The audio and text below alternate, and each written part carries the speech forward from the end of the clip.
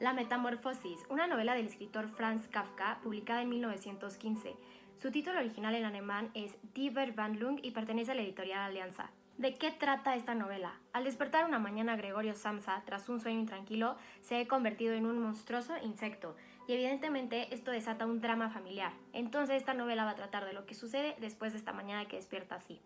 Escrita en 1912 y publicado en 1916, este relato es considerado una de las obras maestras del siglo y es la obra de Kafka que más reconocimiento tiene. Datos curiosos que no te puedes perder de esta obra. 1. Su título original en alemán es Die Verwandlung, que podría traducirse como la transformación. Sin embargo, en español se ha optado porque se quede como la metamorfosis. 2. Kafka no quería que en la portada de su libro apareciera el dibujo de un insecto porque no quería que el lector se quedara con este único detalle. Por lo mismo le mandó una carta al encargado. 3. Para muchos de los especialistas en este arte, la metamorfosis fue la encargada de inaugurar lo que se conoce como la literatura de lo absurdo en el siglo XX. Y 4. Hay muchísimos datos dentro de la novela con carácter autobiográfico del mismísimo Kafka. Hola a todos, bienvenidos a un capítulo más de Cultura Compulsiva en la sección de literatura. El día de hoy les tenemos un libro clásico, una novela clásica, que buenísima, es de Franz Kafka y es La Metamorfosis. Felipe, para ti, ¿qué es Franz Kafka y qué es La Metamorfosis? Este es uno de los escritores más singulares del siglo XX y digamos que con él se abre también un tipo de ficción literaria que no estaba antes, ¿no? Y que tiene que ver con el hecho de incluso cancelar toda posibilidad de referentes de la realidad en estos textos, ¿no?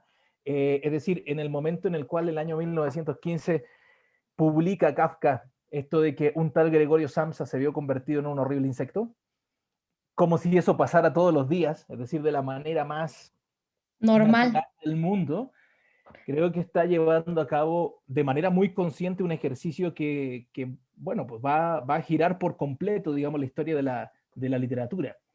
Pero algo que a mí me llama mucho la atención de Kafka es que él dejó muchísimas cosas escritas y él le pidió a su amigo, ¿cómo se llamaba? Max Brod, Max Max Brod, Brod. ajá, que cuando él muriera, que por favor lo quemara todo y que no publicara nada. Entonces, de verdad, si no hubiera sido por este amigo, creo que no hubiéramos tenido acceso a todo lo que escribió Kafka, porque pues se hubieran quemado todas estas historias y todas estas novelas. Y creo que, como tú dices, Felipe, es algo que te introduce de lleno a la escritura contemporánea. Y pues qué impresionante, ¿no? Que él como que no se sentía lo suficientemente, bueno, no lo sé, pero que no quiso publicar su trabajo, ¿no? Y que simplemente era, cuando yo me muera, por favor, quémalo todo.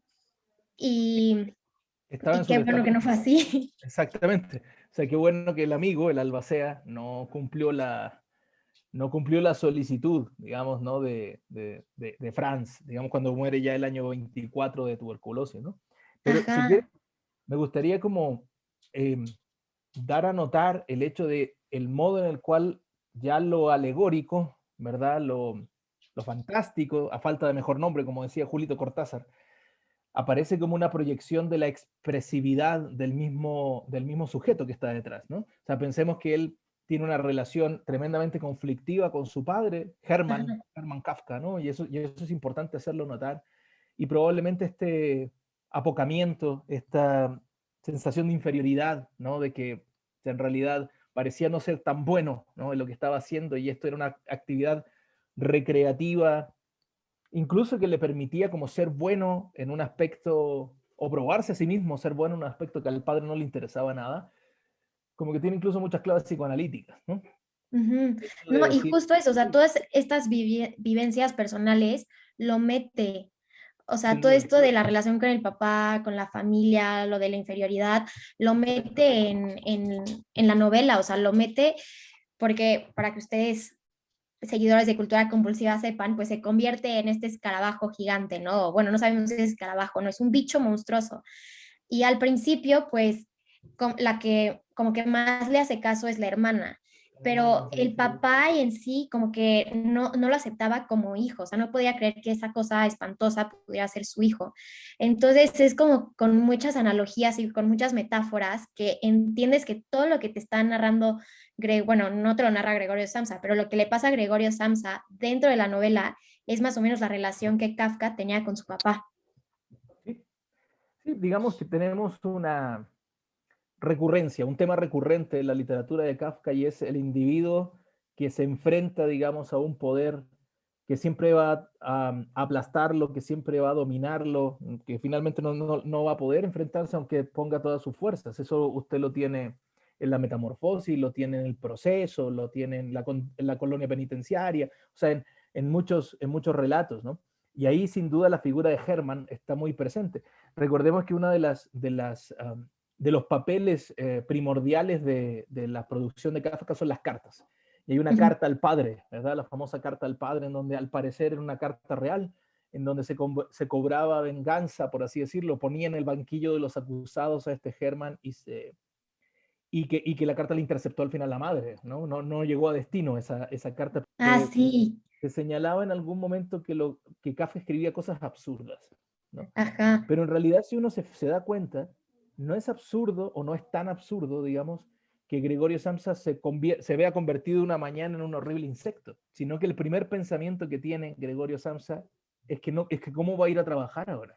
Es que ya no voy a poder ir a trabajar, ¿no? Ya no voy a poder mantener a una familia que es parásita mía, porque a los miembros de su familia no les faltaba ni un ojo ni un brazo, perfectamente podrían haber salido a trabajar ellos, pero al final descansan, digamos, en la manutención, ¿no? De Gregorio. Sí, son Y completamente entonces, dependientes. claro, ese momento extraordinario en el cual describe cómo sus patas peludas tratan de girar, ¿no? El picaporte de la puerta y no pueden, ¿eh?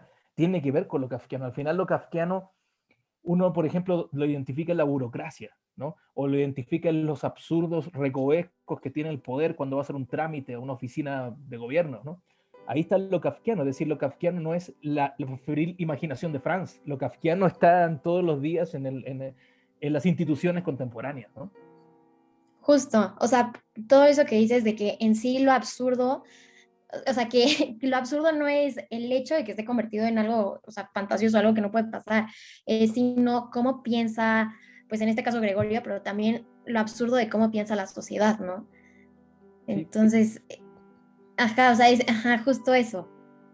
sí, Siento que es una sí, novela que te deja mucho para reflexionar y siento que también tiene como un poco de introspectiva, o sea, sí puedes ver hacia adentro, o sea, muchísimo. sí, sí. Y pues nada, con esto cerramos este capítulo de Cultura Compulsiva con Kafka, que me atrevo a decir que es uno de los autores más importantes. Por favor, si no han tenido la oportunidad de leer La Metamorfosis o de leer Kafka, lean algo de Kafka, ya sea La Metamorfosis u otra cosa.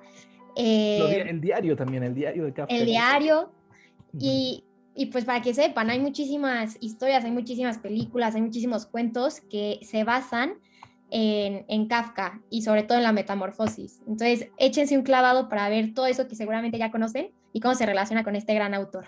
Pues muchísimas gracias a todos y muchísimas gracias, Felipe. Nos vemos en el siguiente capítulo de Cultura Compulsiva. Nos vemos, buena semana, que lo disfruten. Reflexionar serena, muy serenamente, es mejor que tomar decisiones desesperadas.